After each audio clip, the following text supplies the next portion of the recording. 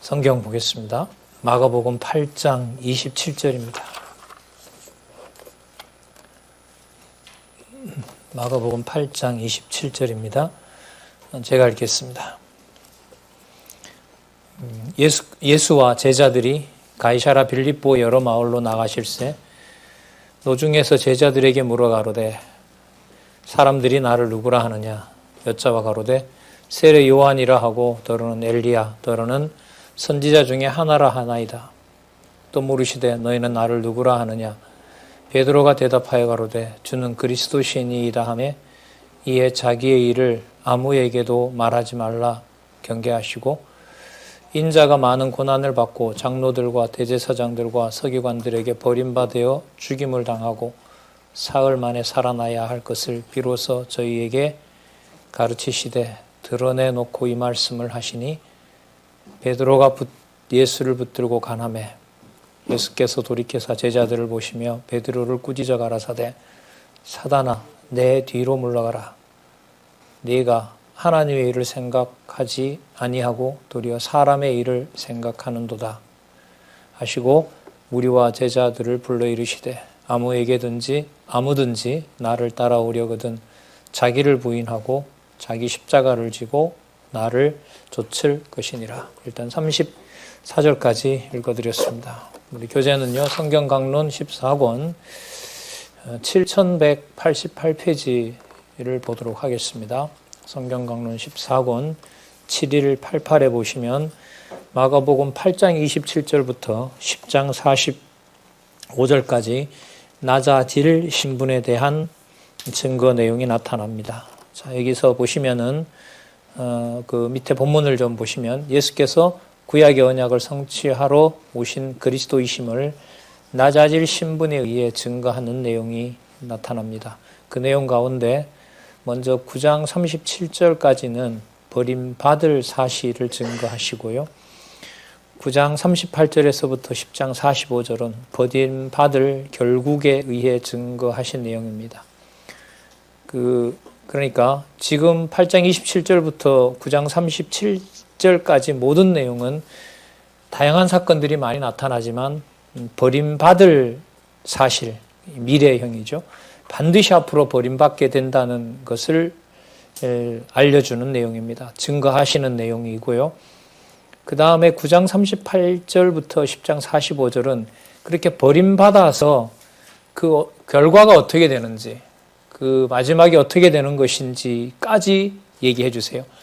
그럼 본인이 아직 죽지 않았는데 죽은 다음에 그 일까지 다 설명하시는 것은 당신이 하나님의 아들이 아니고서는 말을 할 수가 없는 거죠.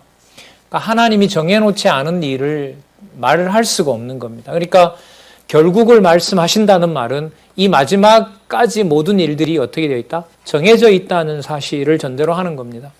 그래서 우리가 1장에서부터 5장까지 본래의 신분에 의한 성취 내용을 살펴봤고요.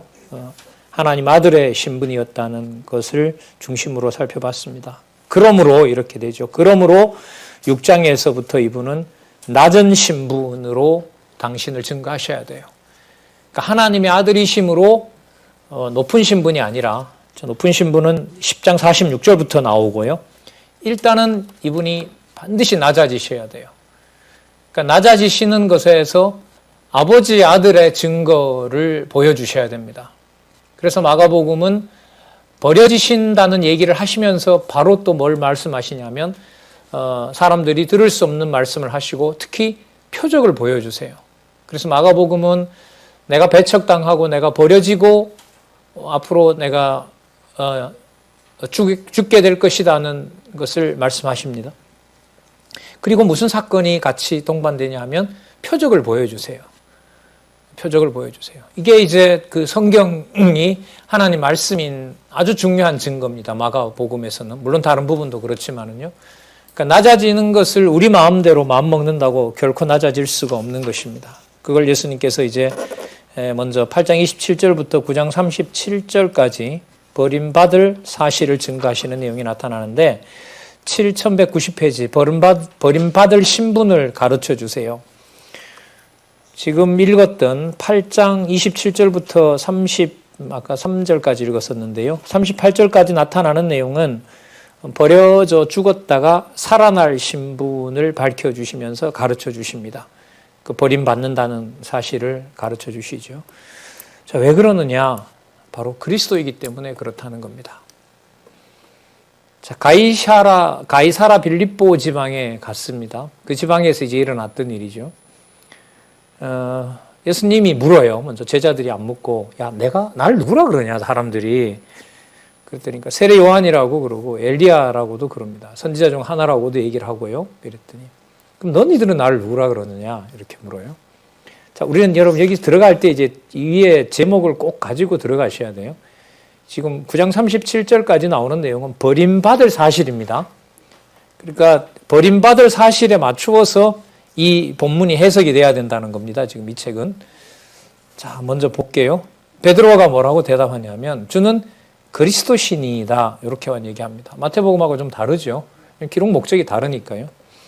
주는 그리스도시니이다 라고 얘기를 하니까 30절에 보면 이에 자기의 일을 아무에게도 말하지 말라 그래요. 마태복음에 이렇게 안 나옵니다. 바요나 시몬아 내가 복이 있도다 이러면서 음부의 권세가 너를 이기지 못할 것이고 이 반석교회에 내가 교회를 세우리 이렇게 가는데 마가복음은 그게 아니에요. 목적이 그게 아니니까 자기 일을 아무에게도 말하지 말라 그래요. 그러면 그리스도로서 하신 이 일은 입 닫으라 이거예요. 하지 말라는 거예요. 알리지 말라는 거예요. 이 일에 대해서 우리는 지난번까지 그리스도께서 아버지의 이름을 드러내는 아들로서 하시는 일과 관련해서 말씀을 많이 드렸습니다. 물론 아직 때가 안 됐기도 하고요. 그러나 다 때가 안 됐다라고 다 묻기에는 마태, 마가, 누가, 요한을 다 그렇게 묶을 수가 없어요. 이게 마가복음은 신분이라는 그 제목이 있기 때문에 마태복음은 직임이라는 내용이 있기 때문에 그와 관련해서 설명을 드려야 된단 말이죠. 또 앞에 나타난 내용하고 연관도 돼야 되고 자 일단 여기서는 그리스도십니다 라고 하니까 자기의 일, 그리스도의 일, 그리스도로 사신 일 거기에 대해서는 아무도 알리지 말라 그래요. 그런데 그 다음 재밌습니다. 얘기를 하세요. 뭐라고 하시냐면 많은 고난을 받고 버림받고 사흘 만에 살아난다 이렇게 얘기를 하세요. 그래서 32절에 보시면 드러내놓고 이 말씀을 하시니 이렇게 됩니다. 그러니까 아까 어떻게 됐냐면 주는 그리스도시오라고 하니까 예수님이 뭐라 그러냐면 그 일 아무에게도 말하지 말라 이렇게 얘기를 해요. 그리고 본인은 또 드러내요. 뭘 드러내냐 하면 얘기를 해야 되는 걸 드러내는 거잖아요. 뭐 한다? 많은 고난을 받고 장로들과 대제사장들과 서기관들에게 버림받아 죽임을 당하고 사흘 만에 살아난다. 는 것을 비로소 저에게 가르치시되 드러내놓고 이 말씀을 하시는 거예요. 재밌잖아요. 그러면 당신은 그리스도라는 건가요? 아닌 건가요? 아까 베드로는 주는 그리스도시오라고 얘기를 하니까 그 얘기 하지 마. 이렇게 되는 거예요. 그리고 또 뭐라고 하냐면 나 죽었다가 살아날 거야. 이렇게 얘기를 해요. 그 얘기는 드러내려는 거잖아요. 이거는. 근데 재밌는 게 이후로 가면 죽었다가 살아난다라는 말이 도무지 이해가 안 되고 제자들이 봤을 때는 죽는다라는 게 너무 무서운 거예요. 죽는다는 게 죽었다 살아나는 이런 건 뭐 표적을 보여줬는데도 도저히 믿지 않는 거고 예수님이 죽으신다는 것에 대해서 제자들이 도저히 마음에 이게 풀려지지 않아요. 그래서 나중에 뒤에 가면 나옵니다만 두려워서 못 물어요. 아까 선생님 뭐라고 그러셨죠? 이렇게 못 묻는 거예요. 뭐가 두려우니까. 그렇죠. 선생님이 죽으신다는 이것을 도저히 받아들일 수가 없는 거예요. 그러니까 제자들이 못 믿었다 보다가 더 정확하게 하나님이 믿음을 안 준 거죠. 그러니까 무슨 뜻이냐면 제자들이 원하는 대로 예수님이 살아있고 죽어있고 이게 아니에요. 죽으시고가 아니라는 겁니다. 아버지의 아들의 신분이기 때문에 아버지의 뜻이 무엇인지를 이루어 나가는 아들일 뿐이에요. 그러니까 당신 이름이 드러나면 안 되고 몇 차례 말씀드렸죠. 누구 이름이 드러나야 돼요? 아버지의 뜻이 드러나야 돼요. 아버지의 아들인 것이 드러나야 돼요. 자 보세요. 아버지의 아들이 드러나려면 아버지가 정해놓은 것은 제자들이 계속 계시기를 바라는 것과는 반대예요. 뭐 하셔야 돼요? 고난을 받고 장로들과 대제사장들과 서기관들에게 버림받고 죽임을 당하고 사흘 만에 살아나셔야 되는 거예요. 이 일을 드러내시는 겁니다.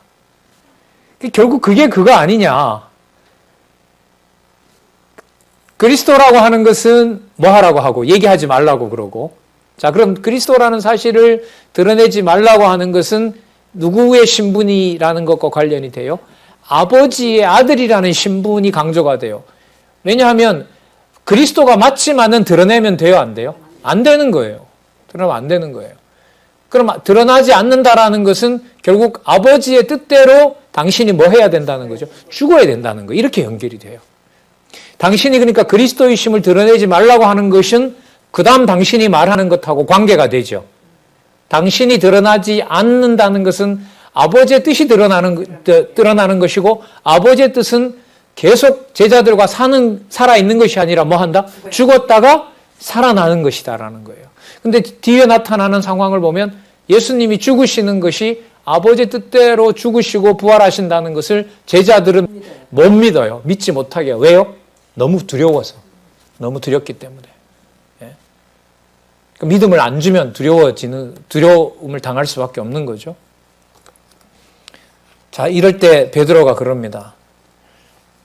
베드로가 예수님 붙들고 32절에 드러내놓고 이 말씀을 하시니 베드로가 예수를 붙들고 간함에, 뭐라고 간하는지는 나오진 않아요. 그러시면 안 되겠다고 한 거겠죠. 33절 예수께서 돌이키사 제자들을 보시며 베드로를 꾸짖어 가라되 사단아 내 뒤로 물러가라. 내가 누구의 일을? 하나님의 일을 생각하지 아니하고 도리어 사람의 일을 생각하는도다 하시니라. 그러면 여기서는 마태복음과 같이 놓으면 안 돼요. 여기서 하나님의 일을 강조해야 돼요. 반드시 나 뭐 한다? 나 죽어야 된다. 왜? 하나님의 아들이기 때문에. 이렇게 연결이 되는. 하나님의 아들이기 때문에 나는 죽어야 된다. 우리 생각과 제자들의 생각은 하나님의 아들이니까 뭐 하지 말라. 죽지 말아라. 죽지 말아라. 영광도 취하도록 죽지 말고 괴롭히는 자들 다 물리쳐주고. 아니요. 하나님의 정하신 뜻이 아니에요. 그것은. 아버지의 뜻이 아니라면, 아닌데도 한다면 아버지 아들이 아닌 거죠. 그 앞부분에 1장에서 5장까지 나타났던 본래의 신분, 아들의 신분이라는 사실을 전제해야 이게 이해가 되는 부분이죠.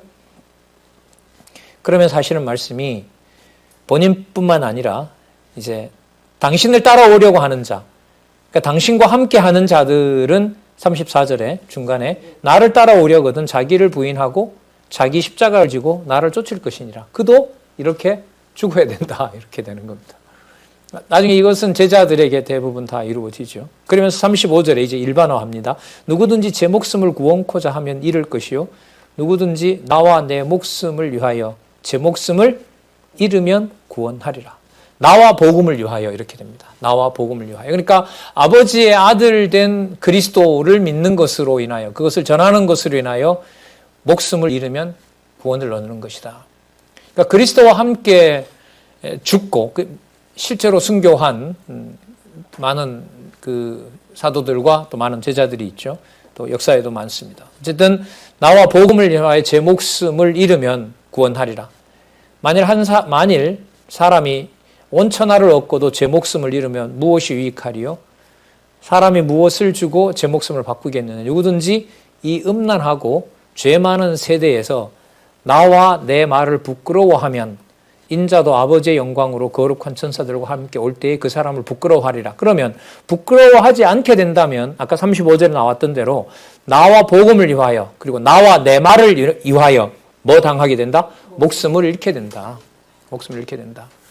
이게 이제 사도들과 또 백성들에 대한 자기 백성들에게 이루어질 내용들을 말씀하시고 있는 거죠.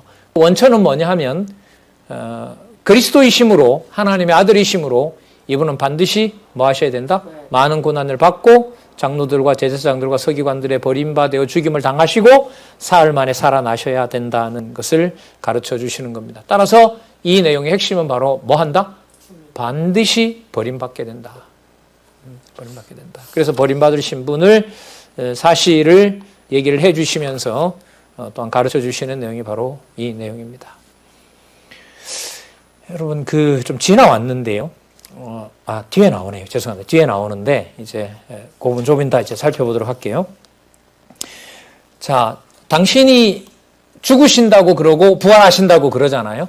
자, 그러면 예수님 말씀에 의하면 나와 복음, 또 나에 관한 복음, 그리고 나와 내가 전하는 말, 그 말을 너희들이 이제 따라하게 되고 그걸 전하게 된다면은 반드시 뭐 하게 된다? 같이 죽게 된다. 같이 죽게 된다.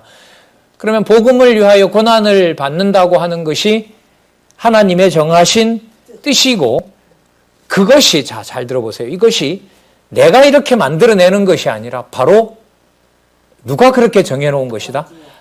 아버지께서 그렇게 정해놓은 것이다. 그래서 마가복음은 지금 이 말씀 다음에 뭐가 여러분 나오냐 하면 변형된 하나님 나라 모습, 변화산상의 사건이 나오는 거예요. 그러면 변화산의 사건은 마태복음하고 이게 목적이 다릅니다. 마태복음은 왕직과 관련이 되고요. 지금 여기서는 뭐 하는 신분이다?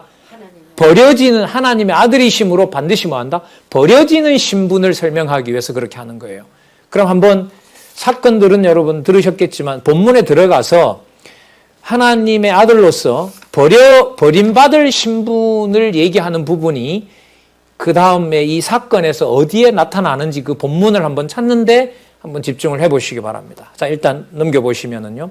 9장 1절에서부터 8절까지 산에 올라서 변형된 하나님 나라에서 당신의 신분을 보여주십니다. 그리고 가르쳐 주십니다. 자, 1절에 보시면 내가 진실로 너에게 이르노니, 조금 전에 사건하고 이렇게 연관을 시키고 있어요.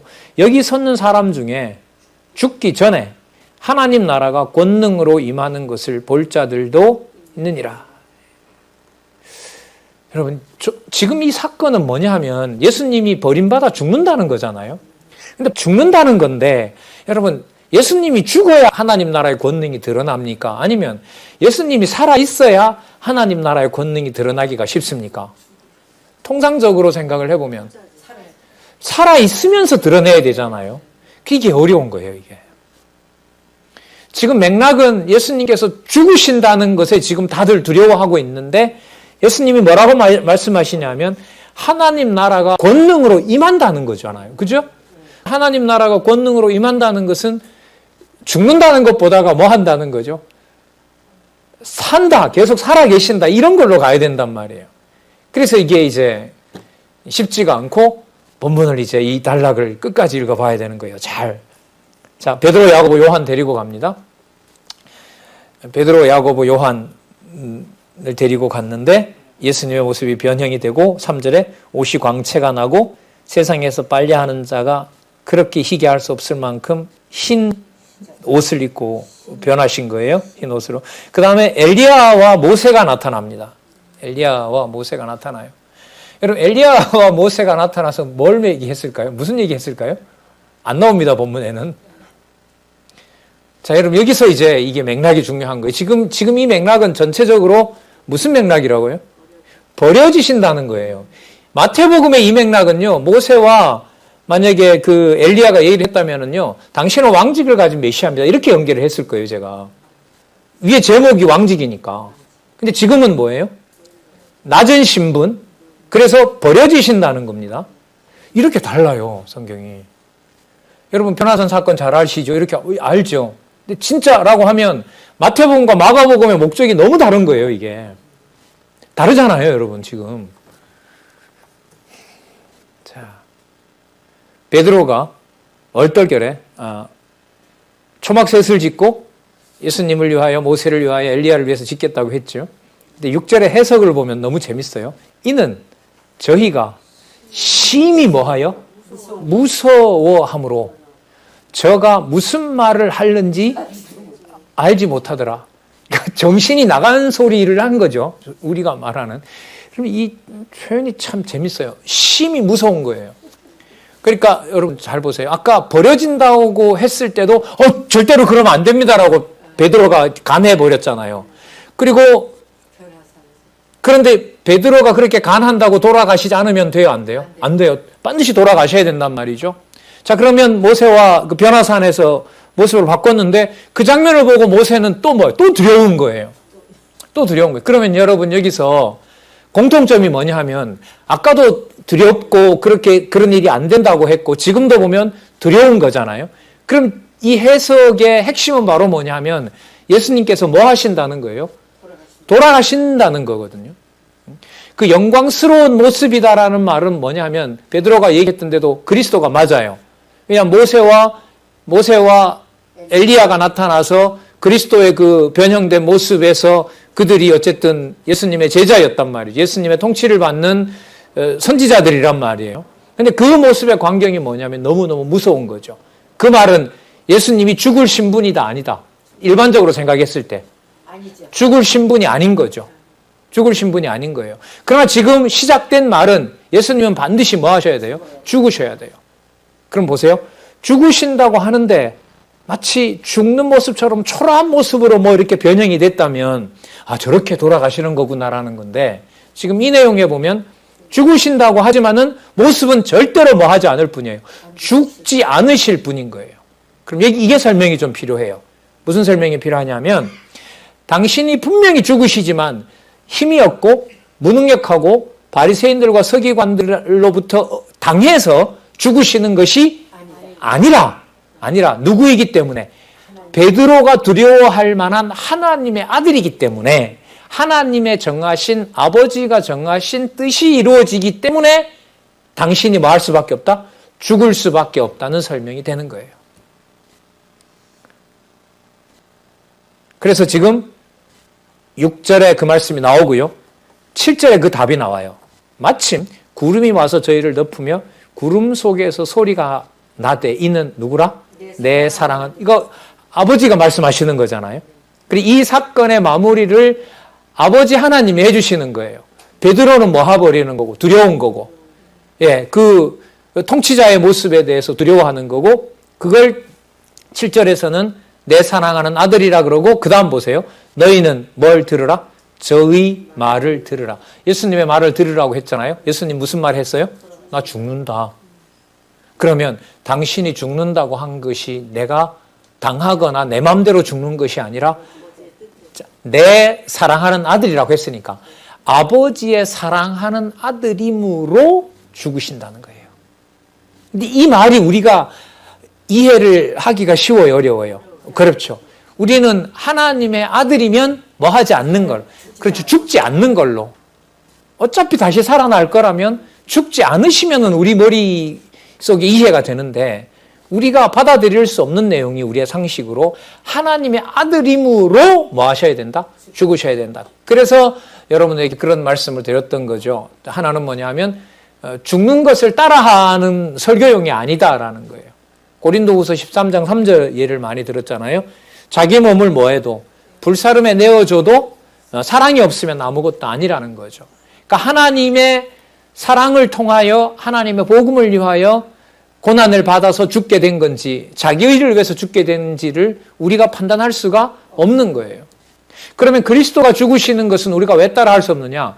그리스도가 하시는 것은 전적으로 누구의 아들로서 아버지의 사랑하는 아들로서 정해진 뜻을 이루는 유일한 분이에요. 그러니까 우리는 우리 죽음에 대해서 내가 의롭다라고 할 수가 없는 거예요. 그리스도를 배제하면 그리스도 안에 있으면 의로운 죽음이 될 수도 있겠지만요. 자, 내 사랑은 아들이니 너희는 저희 말을 들으라. 그리고 이걸 붙이면 그래요. 내 사랑하는 아들이므로 뭐 한다? 죽는다. 죽는데 죽어가는 과정에 낮아진다고 해서 불평한다, 안 한다? 안 한다. 안 한다. 이렇게. 안 한다. 그러나 제자들의 기준으로 보면 예수님은 하나님의 아들이므로 살아 계셔야 된다. 이게 우리 소원인 거죠.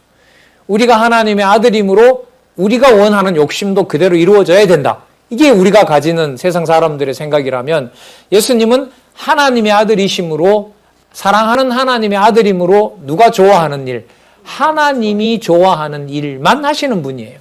그래서 이분이 메시아가 되시는 거죠. 자, 8절 문득 둘러보니 아무도 보이지 아니하고 오직 예수와 자기들 뿐이었더라.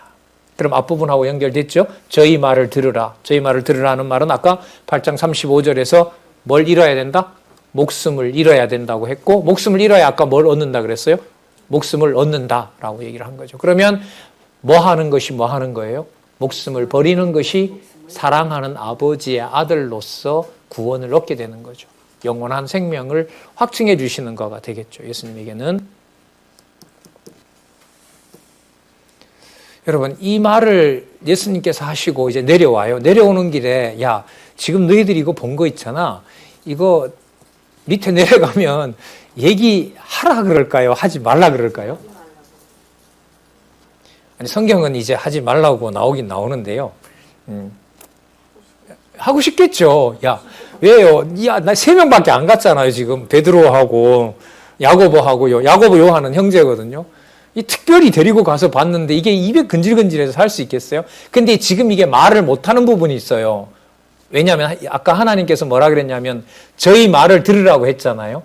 저희 말을 들으라고 했는데 그 저희 말이라는 게 예수님 하신 말 중에 핵심이 뭐냐면 나 뭐 한다? 죽는다. 나 버려진다라는 거잖아요. 근데 이 말을 제자들이 하고 싶겠어요?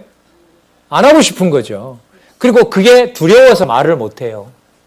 그 제자들은 이토록 죽기를 원치 않으시는데 예수님은 반드시 죽으셔야 돼요. 왜요? 하나님 아버지의 사랑하는 아들이므로 이렇게 돼요.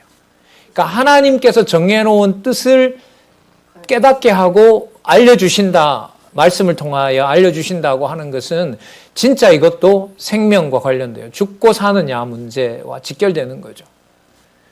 그러니까 성경을 공부하는 게 무슨 지식을 축적하는 어떤 신앙생활 따로 있고 뭐 지식을 축적하는 일이 따로 있고 이런 문제는 아니라는 것을 또 한번 생각을 하게 됩니다. 자, 9절 한번 볼까요?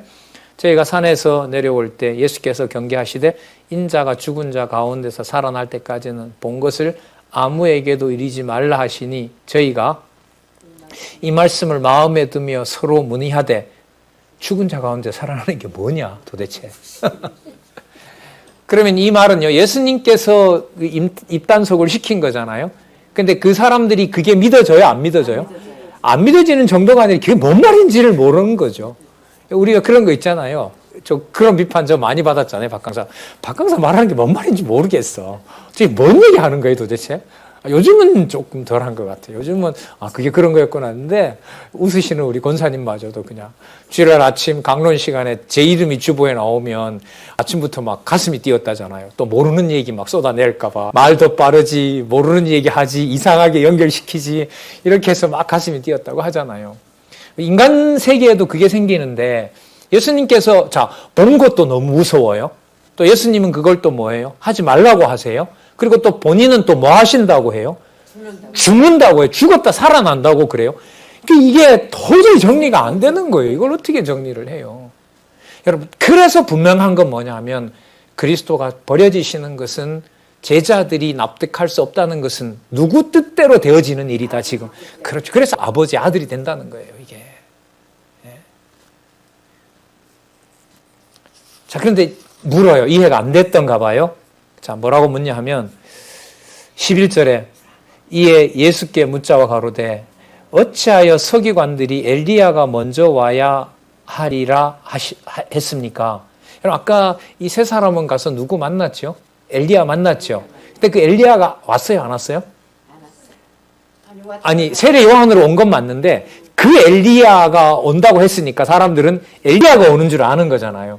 여러분, 세례 요한이 와서 저가 엘리야입니다라고 얘기했어요? 아니면은 광야에 외치는 자의 소리라 그랬어요? 외치는 자의 소리에 나를 엘리야라고 하진 않았죠. 근데 그걸 예수님이 풀어줘 버린 거죠. 그가 말라기에서 말하는 이런 자. 뒤에 그 다음에 그게 나오거든요. 자, 한번 보시기 바랍니다. 물어요. 엘리야가 과연 먼저 와서 엘리야가 먼저 와야 된다는데 왜 그렇게 말합니까? 이 말은 결국 뭐냐면은요, 엘리야가 안 왔다면 당신이 죽으면 안 된다 이 말인 거예요. 그럼 메시아가 오시려면 누가 와야 돼요? 엘리야가 와야 되거든요. 근데 지금 이 질문으로 보면 엘리야가 안 왔다는 거예요. 제자들이 봤을 때는 엘리야가 먼저 와야 된다고 했는데 아직 엘리야가 오지 않았지 않습니까? 이런 말인 것 같아요. 자, 그런데 예수님이 해석을 해줍니다. 뭐라고 하냐면 가라사대 엘리야가 과연 먼저 와서 모든 것을 회복하거니와 말라기에 보면 뭐 이런 일을 쭉 한다고 했잖아요. 첩경을 평탄케 한다 이런 말까지 했죠. 그 다음에 예수님 말씀해 보시면 어찌 인자에 대하여 기록하기를 많은 고난을 받고 멸시를 당하리라 하였느냐. 여러분, 여기서 엘리야 다음에 오는 요한을 어디에 맞춰서 설명을 해요? 여기 나와 있는 대로 많은 고난을 받고 멸시를 당한다라는 것에다가 엘리야와 세례 요한을 맞추는 거예요. 여러분, 마태복음은 이게 아닙니다. 마태복음에서는 그 길을 평탄케 한다라고 했을 때는 삼직을 가진 메시아가 오는 것을 와서 먼저 자기가 준비한 걸로 되어 있는 거예요. 세례 요한은. 여기서는 그게 목적이 아니에요. 지금 이 흐름이 뭐 하실 내용이죠? 버림받을 사실과 관련되거든요. 그러다 보니 본문에 무슨 내용이 나오냐면 인자에 대하여 기록하기를 많은 고난을 받고 뭘 당한다? 멸시를 당한다라고 기록이 되어 있다는 거예요. 왜 엘리야가 온다고 했는데 먼저 와야 하리라고 하지 않았습니까? 라고 하니까 예수님이 대답을 어떻게 하냐면 그 엘리야가 온다는 것을 뭐와 연관시켜요? 고난을 받고 멸시당하는 것으로 연결시켜요. 이거는 분명히 목적이 의도가 있는 거예요. 그러면서 예수님이 말을 풀어주세요. 이미 왔기 때문에 나도 반드시 뭘 받아야 된다? 고난과 멸시 받아야 된다. 다 풀어주세요. 그 다음 보세요. 13절. 그러나 보다가는, 자, 그러므로 정도로 해도 돼요. 자, 내가 너희에게 이르노니 엘리야가 왔으되 기록된 바와 같이, 약속된 바와 같이 사람들이 어떻게 임의로 대우하였느니라. 제자들이 물었을 때는 그 세례 요한이 온다라고 하는 것을 이렇게까지는 생각을 못했던 거죠. 그런데 예수님께서는 세례 요한이 와서 여러분 임의로 대우했죠. 그가 선지자임에도 불구하고 헤롯이 어떻게 했습니까? 참수했잖아요. 진짜 잔인하게 그렇게 참수했잖아요. 그렇게 하도록 기록되어 있는 것과 같이 그렇게 하도록 기록되어 있는 거죠. 그러니까 선지자가 오면 그 마지막 선지자는 기록된 바에 의하면 사람들이 대우해야 돼요? 함부로 대해야 돼요? 함부로 대해야 돼요. 그럼 예수님은 지금 아까부터 계속해서 초점을 어디에 맞추고 있어요? 버려진 데다가. 누가 그렇게 한 것처럼 세례 요한이 왔고 세례 요한이 온 것은 고난과 멸시를 당한다라고 약속되어 있는 것을 보여주려고 왔고 그 세례 요한은 뭐 당했다? 그렇게 참수당했다. 따라서 그가 와서 그 일이 이루어졌기 때문에 그 일이 누구한테도 이루어진다? 나한테도 이루어진다. 이걸 제자들이 깨달으면 와 하겠어요? 더 두렵겠어요? 더 두려운 거예요. 더 두려운. 그럼 제자들이 더 두려워하는 만큼 예수님은 반드시 뭘 확증해 가세요? 제자들이 점점 두려워한다는 말은 죽으신다는 것이 더 분명해지는 거잖아요. 그럼 제자들이 두려워하는 것이 심해지는 만큼 예수님은 누구 뜻대로 죽는다는 것을 더 강조하는 일이 되죠. 그렇죠. 아버지 뜻대로 죽으신다는 걸 더 강조하는 일이 되는 거예요. 마태복음하고는 달라요. 이 지금 흘러가는 방향이. 이 부분이 좀 여러분 쉽지가 않은 내용인데요. 지금 아버지 아들로서 죽으신다는 사실을 말씀하셨잖아요. 그럼 아버지 아들로서 죽는다라는 말은 죽으시는 것은 당신이 가장 높은 분인데 자기를 죽이려고 하는 자를 다 죽이면 되잖아요. 그런데 지금 예수님은 뭐라고 얘기하세요? 아버지께서 정한 대로 나는 죽는다는 거예요. 그러니까 아버지의 뜻을 순종한다는 거잖아요. 그러면 질문이 이렇게 생기죠. 아버지의 아들로서 순종하는지 우리가 어떻게 하느냐. 로마 병정들보다 바리새인들보다 힘이 약하니까 죽으시는 거지. 현상은 맞잖아요. 묶었잖아요. 예수님은 묶인 자가 되는 거고. 그런데 예수님은 얘기하시는 것이 아버지의 아들이기 때문에 내가 낮은 신분이 된다는 것을 주장하시고 그걸 확증해 주신단 말이에요. 자, 그러면 무슨 증거가 있습니까? 아버지 아들로서. 그러면 뭘 보여주셔야 돼요? 아버지 아들임을 증명해 주셔야죠. 그래서 뭘 해주세요? 표적이 나오는 거예요. 표적이 나오는 거예요. 한 장 넘겨보세요. 7197에 보면 무엇과 무엇으로 가르치는 거죠. 예, 표적과 그 표적을 통해서 해석해 주시고 또한 말씀을 증거하시는 내용이 나타나는 겁니다. 그러니까 아까 버림받을 신분 얘기했고 버림받는 것이 아버지께서 정하신 대로 되는 것이고 모세도 얘기했고 엘리야도 얘기했고 세례 요한도 증거했기 때문에 나는 반드시 뭐 해야 된다? 버려져야 된다. 그래서 좀 상상을 해보면 모세와 엘리야가 와서 예수님하고 변화산에서 뭔가를 얘기를 했다면은 좀 우스운 소리입니다. 농담입니다. 모세와 엘리야의 입장이라면 저는 한마디 했을 것 같아요. 아유, 이 나라의 주인도 맞으시기 때문에 곧 죽으셔야 되죠? 이렇게 물었을 것 같아요. 그렇잖아요. 왜냐하면 하나님이 뭐라 했냐면 내 사랑하는 아들이요 저희 말을 들으라 했으니까. 그럼 모세와 엘리야가 지금 이 맥락으로 보면 뭘 하러 왔겠어요? 예수님 죽으시는 거 아시죠? 이렇게 얘기한 거죠. 모세와 엘리야가 구약의 대표잖아요. 그리고 마지막 선지자로 누가 왔어요? 세례 요한이 왔잖아요. 세례 요한은 죽음으로 증거했고요. 그리고 이 두 사람이 나타나서는 예수님 만나서 예수님 곧 죽으셔야 되는 거 아시죠? 이렇게 했을 것 같아요. 마태복음은 뭐냐 하면 마태복음은 아니에요. 마태복음은 변화산에 가서 당신이 영원한 통치자인 것을 확증해야 되기 때문에 그때 모세와 엘리야 같으면은 뭐라고 했냐면 왕 되시는 거 아시죠? 이렇게 했을 것 같아요.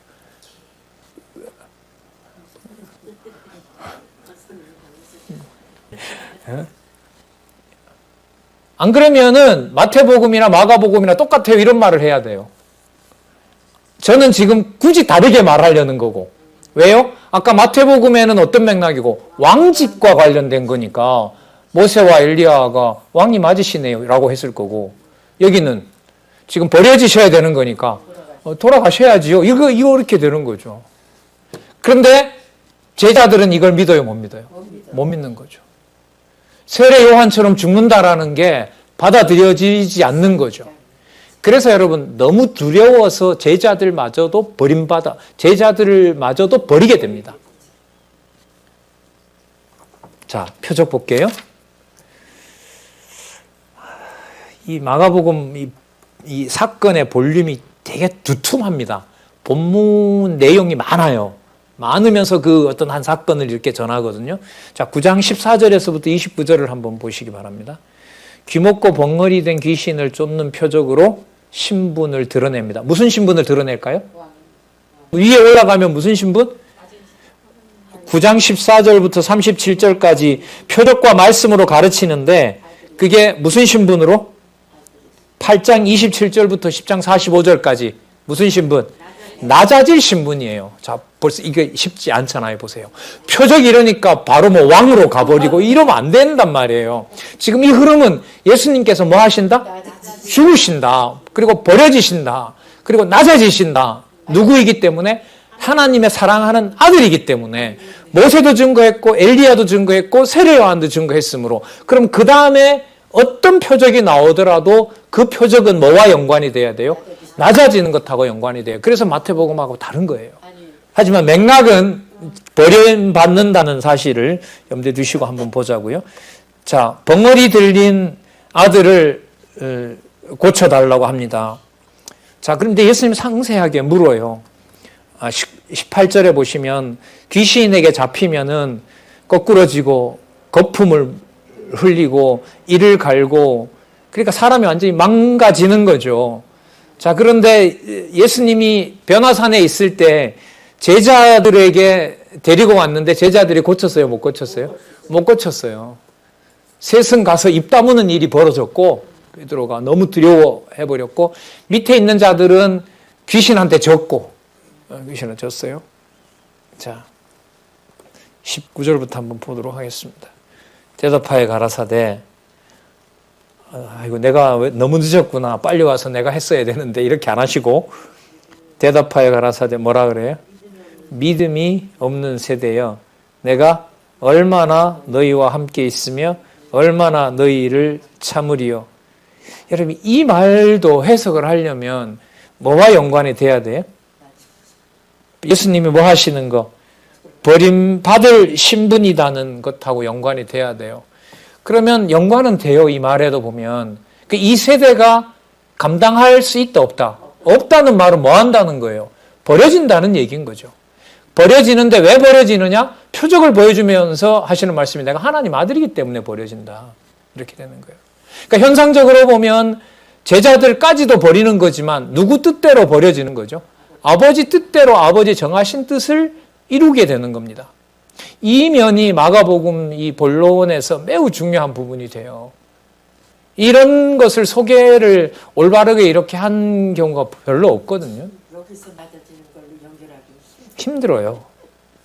그래서 이 제목을 붙이면서 이 이제 원로인 저자께서 뭘 생각하고 이렇게 했는지. 근데 뭐 이렇게 적어놔도 반응들이 없으니까 옛날에 뭐 연구원이 있어서도 이 내용들이 이렇게 훌훌 넘어갈 내용이 아닌데 이 강론하면 막히거든요. 저도 뭐 이게 한두 번 막혔겠어요. 그냥 개론만 펴놓으면 되는 줄 알고 지방에서 강의하다가 뭐 막힌 적이 한두 번이 아니죠. 아, 이거 호락호락하지 않구나. 자, 볼게요. 믿음이 없는 세대여 내가 얼마나 너희와 함께 있으며 그러니까 안 있겠다는 거죠. 있어봤자 모르고 그리고 아버지의 뜻을 이루어야 되고 그리고 또 좀 더 멀리 나가면 예수님이 가셔야 제자들에게 비로소 뭐가 와요? 성령이 오셔서 믿음이 생기는 거죠. 자, 그를 내게로 데려오라 하시며 이에 데리고 오니 귀신이 예수를 보고 그 아이로 심히 경련을 일으키게 하는지라 저가 땅에 엎드러져 물며 거품을 흘리더라. 예수께서 그 아비에게 물으시되 언제부터 이렇게 되었느냐 하시니 가로되 어릴 때부터니이다. 이 말은 결국 뭐예요? 고칠 수가 없다는 거죠. 그거 확인하시고 어제부터 그랬습니다. 라는 말은 어제까지는 괜찮았으니까 뭐 고치가 아니라 어렸을 때부터 그랬으니까 이거는 어느 누구도 고칠 수가 없는 것입니다. 이거겠죠. 귀신이 저를 죽이려고 불과 물에 자주 던졌나이다. 그러나 무엇을 하실 수 있거든 우리를 불쌍히 여기사 도와주옵소서. 자, 여기서 이제 잘 보시기 바랍니다. 예수님이 뭐라고 얘기를 하는 건지. 자, 죽으시는 것이 자기 마음대로 죽으시는 것이 아니라 누구의 아들이기 때문에 죽으신다? 하나님의 사랑하는 아들이기 때문에 아버지 뜻대로 죽으신다. 이게 핵심인 거예요. 자, 23절. 예수께서 이르시되 할 수 있거든이 무슨 말이냐? 믿는 자에게는 능치 못할 일이 없느니라 하시다. 여기서 믿는 자 해석 진짜 탁월하게 해놓으셨죠? 믿는 자 바로 예수님 자신입니다. 그러니까 당신이 누구임을 확신하는 거죠. 하나님의 아들이고 또 두 번째 뭐 할 것이다? 앞으로 버려지실 것이다 라는 거. 그 두 가지가 들어가는 의미를 여기다 부여하셔야 되고요. 믿는 자는 능치 못할 일이 없느니라 하시니 또 그 아이의 아비가 소리질러 가로되 내가 믿나이다. 내가 믿나이다. 그 자기를 하나님의 아들이라고 아들임으로 이걸 고쳐주는 바로 메시아라는 사실을 라는 그 말씀 제가 믿습니다. 병고침을 믿습니다. 이게 아닙니다. 나의 믿음 없는 것을 도와주소서 하더라. 예수께서 물 위에 달려 모이는 것을 보시고 그 더러운 귀신을 꾸짖어 가로되 벙어리 되고 귀신 먹은 귀신아 내가 네게 명하노니 그 아이에게서 나오고 다시 들어가지 말라 하시니 귀신이 소리 지르며 아이로 심히 경련을 일으키게 하고 나가니 그 아이가 죽은 것 같이 되어 많은 사람이 말하기를 죽었다 하니 예수께서 그 손을 잡아 일으키시니 이에 일어서니라. 28절. 자, 여기서 끝나도요. 아, 예수님께서 표적 행하시는 거 보니까 이분이 누가 맞다? 하나님 아들에 맞다. 그리고 믿음이 없는 세대라고 책망하시는 거 보니까 이 세대들이 예수님을 받아낸다, 못 받아낸다, 못 받아낸다. 그러므로 뭐 할 것이다? 버릴 것이다. 이렇게 설명이 되거든요. 28절을 한번 볼게요. 집에 들어가심에 제자들이 조용히 물어요. 우리는 어찌하여 왜 능히 그 귀신을 쫓아내지 못하였나이까? 지난번 권능 줬지 않습니까? 이런 거 아니겠어요? 지난번 권능 줬잖아요. 그죠? 그래서 다 막 하고 한단 말이에요. 오늘도 딱 만났는데 이쯤에 하면서 달라붙은 거 아니에요? 그런데 못했어요. 못했다기보다가 주지 않은 거죠. 예수님이 주지 않은 겁니다. 하나님께서 허락하지 않은 겁니다. 그럼 왜 허락하지 않았을까요? 29절. 이르시되 기도 외에는 다른 것으로는 이런 유가 나갈 수 없느니라 하시니라. 그럼 기도만 하면 다 되나요? 이 뭔 말일까요? 그러면 이게 도대체. 자, 7201페이지에 가시면 위에서부터 그 프로슈네라고 하는 헬라어 나오죠. 자, 프로슈케라고 하는 기도라는 말이 나오는데 그 다음 설명을 보시기 바랍니다. 이는 하나님의 정하신 뜻을 구하는 것을 말한다. 그러면 제자들이 병을 고쳐달라고 그 귀신을 쫓아내게 해달라고 기도한 것은 하나님의 정하신 뜻을 구한 게 아니라는 말이잖아요. 그죠? 이 말로 보면 따라서 귀신이 쫓겨나는 기적적인 표적은 하나님의 정하신 뜻에 따라 나타나게 되므로 하나님께서 정하신 뜻대로 구하는 기도 외에는 기적적인 표적을 행할 수가 없는 것이다. 자, 그러면 여기에 무슨 내용이 들어있느냐? 제자들은 병을 고치는데 누구의 뜻대로 구한 게 아니에요. 하나님의 뜻. 아버지의 뜻대로 구한 게 아니기 때문에 고쳐지지 못하게 했어요. 병 고침을 받지 못하게 하신 거예요. 자, 그러면 어떻게 연결되나 보세요. 그럼 예수님은 기도를 누구 뜻대로 한 걸까요? 아버지의 뜻대로 한 거죠. 왜요? 예수님이 누구이기 때문에. 아까 내용이 들어옵니다. 내 사랑하는 아들이라고 했잖아요. 그러면 하나님의 사랑하는 아들이므로 누가 원하는 기도를 했을까요? 아버지께서 원하는 기도를 하신 거죠. 그래서 당신이 누가 맞아요? 아버지의 아들이 맞아요.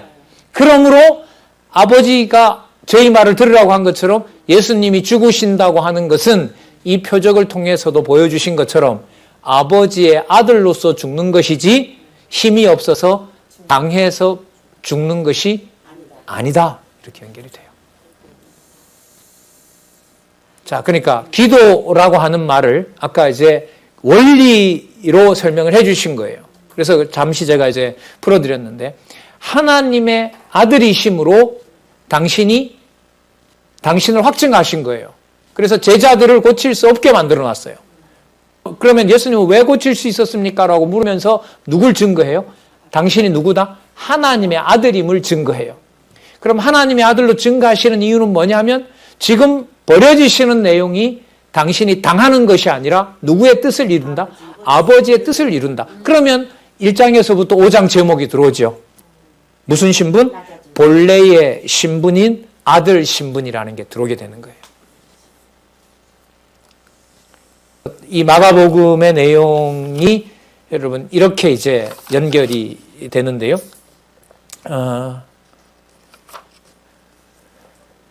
여러분 이 내용을 듣고 여러분들이 그 예수님의 제자들 같으면 와 이렇게 했을까요? 더 두려울까요? 더 두렵죠. 네. 더 두렵죠. 왜 더 두렵냐 하면 우린 하나님 아들 아닌가?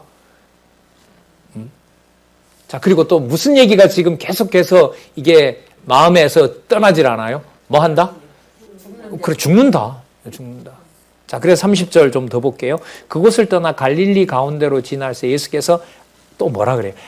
아무에게도 알리고자 아니하시니 이는 제자들을 가르치시며 또 인자가 사람들의 손에 넘기고 죽임을 당하고 죽은 지 3일 만에 살아나리라는 것을 말씀하시는 용고더라. 예수님 안 드러내세요. 그러니까 하나님께서 하나님의 아들로서 아까 뭐라 그랬습니까? 죽으신다고 했기 때문에 예수님의 행적을 하나님께서 다 막아버려요. 그러나 누가 맞다는 것은 증명해요. 예수님의 이름이 드러나는 것은 하나님이 막고 제자들도 못 깨닫게 하고 하지만 당신이 누구인 것은 증명하게 해요. 하나님의 아들인 것은 증명하게 해요. 그러면 당신이 버려지는 것이 누구 아들임으로 버려진다? 하나님의 아들임으로 버려진다. 이 마가복음이 쉽지가 않아요. 이게 마태복음의 바탕이 철저해야 돼요. 참직에 대한 내용에서 하나님 기준으로 생각이 바뀌어야 돼요. 그래서 이 마가복음에 와서 더 깊어지게 돼요. 자, 3일 만에 살아나리라는 것을 말씀하시는 용고더라. 그러나 제자들은 이 말씀을 깨닫지 못하고 뭐 하기도 무서워하더라? 묻기도 무서워하더라. 무서운 일이지만 예수님은 반드시 버려지셔야 돼요. 누구이기 때문에? 내 사랑하는 아들이기 때문에, 아버지의 사랑하는 아들이기 때문에 반드시 버려져야 돼요. 자, 그렇다면 여러분 제자들은 이 와중에 묻기는 두려워하는데 예루살렘에 올라간다고 하니까 예루살렘에 올라가서 누가 클 거냐, 누가 오른팔 왼팔이 될 거냐. 당연히 아까 세 사람 하늘나라 간 사람들이죠. 참 묘한 상황이죠. 묻기는 두려운데 뭐든 되고 싶어요. 하늘나라에 큰 자는 되고 싶어요. 근데 이게 맞아요, 안 맞아요? 안 맞아요. 하나님 나라는 뭐해지는 자여야 돼요? 아버지 뜻대로 아버지가 낮추는 자여야 돼요. 맞죠? 그걸 물론 나중에 제자들에게도 이루어지게 되지만은요. 예, 조금만 더 보도록 하겠습니다. 가버나움에 이르러 집에 계실새 제자들에게 물으시되 너희가 노중에 서로 토론하는 것이 무엇이냐 하시되 저희가 잠잠하니 이는 노중에서 서로 누가 크냐 하고 쟁론하였습니다. 이와 예수께서 앉으사 12제자를 불러 이르시되 아무든지 첫째가 되고자 하면 뭇사람의 끝이 되고 뭇사람을 섬기는 자가 되어야 하리라. 누구 얘기일까요? 이게 자기 얘기인 거죠. 그리고 이건 누구만 할 수 있어요? 하나님의 아들인 당신만 할 수 있는 거예요. 자, 어린 나이 하나를 데려다가 그들 가운데 세우시고 안으시며 제자들에게 이르시되 누구든지 내 이름으로. 자, 이 중요합니다. 여러분, 여기서 내 이름은 높아지는 이름이에요? 낮아지는 이름이에요? 그게 중요해요. 내 이름, 여기서는 그리스도 이렇게 바로 가시면 안 돼요. 아버지 아들로서 반드시 버려지는 이름, 그런 이름으로 이 어린 아이 하나를 영접하면 곧 나를 영접합니다. 그러므로 앞으로 너희들이 사도권을 행할 때도 어떤 자? 낮은 자, 그 자가 하나님이 높여놓을 자라는 것을 어떻게 보면 약속해 주시는 거죠. 자, 나를 영접하며 누구든지 나를 영접하면, 그 다음 보세요. 나를 영접함이 아니요. 누구를 영접함이라? 나를. 여러분, 아까 변화산에서부터 예수님이 낮아지는 것에 대해서 누구 명을 따라서 지금 이루어지고 있는 걸 알 수 있죠? 그렇죠. 왜? 그러면 지금 예수님은 내가 버려지는 것은 나를 보내신 이인 아버지의 뜻대로 된다는 것을 말씀해 주는 겁니다. 자, 아유, 시간이 좀 지나 죄송합니다. 9장 38절부터 앞으로 버림받을 결국의 내용들을 미리 얘기를 해놓으세요. 자, 그래야 이루어지면 확정된 대로 된다는 것을 보여주는 것이니까요. 저는 다음 시간에 하도록 하겠습니다. 하나님 아버지 감사합니다. 진리의 말씀을 살아계신 하나님의 증거로 이렇게 담을 수 있도록 허락해 주셔서 감사합니다. 시간과 여건을 허락해 주셔서 또 지혜와 총명을 주셔서 진리의 말씀 더 사랑하는 주의 지체들, 동역자들 될 수 있도록 인도해 주시옵소서. 예수님의 이름으로 기도드렸습니다. 아멘.